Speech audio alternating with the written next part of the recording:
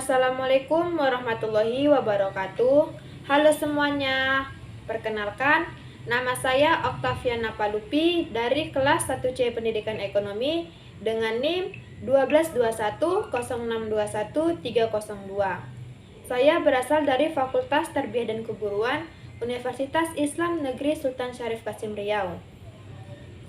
Video ini saya buat untuk memenuhi tugas ujian akhir semester dengan dosen pengampu Bapak Hendar Yevita MM.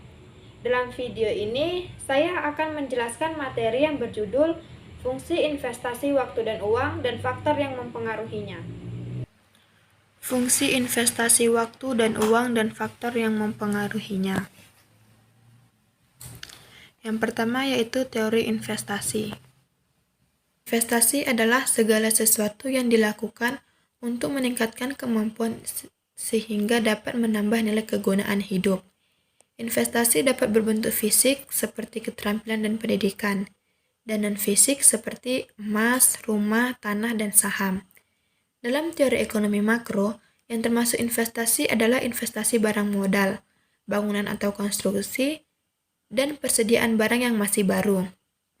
Penambahan atau pengurangan investasi dapat berupa jumlah barang modal yang tersedia pada periode waktu tertentu. Adapun jenis investasi yang pertama yaitu investasi properti. Investasi properti ini adalah investasi berbentuk fisik. Secara umum, investasi properti bisa sangat menguntungkan karena harganya akan terus meningkat setiap tahun.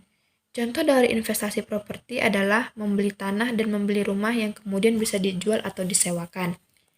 Yang kedua yaitu investasi emas. Emas ini adalah bentuk investasi termudah yang paling klasik. Investasi emas bisa berupa logam mulia, perhiasan, emas batangan, dan voucher emas atau emas digital. Yang ketiga yaitu investasi reksadana. Investasi reksadana ini diartikan sebagai wadah yang digunakan untuk menghimpun dana-dana bersama para pemodal untuk diinvestasikan dalam portofolio manajer investasi. Yang keempat yaitu investasi deposito. Investasi deposito digunakan jika uang yang ada ingin disimpan dalam jangka waktu yang cukup panjang. Jangka waktu deposito antara 3-12 bulan.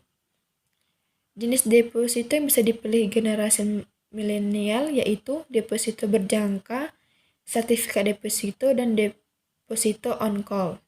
Yang kelima yaitu investasi saham. Saham ini adalah tanda kepemilikan dalam suatu perusahaan. Semakin tinggi risiko suatu saham, maka setinggi pula keuntungan yang akan didapatkan, sehingga diperlukan kemampuan analisa ketepatan untuk penempatan modal untuk investasi. Yang terakhir yaitu investasi cryptocurrency.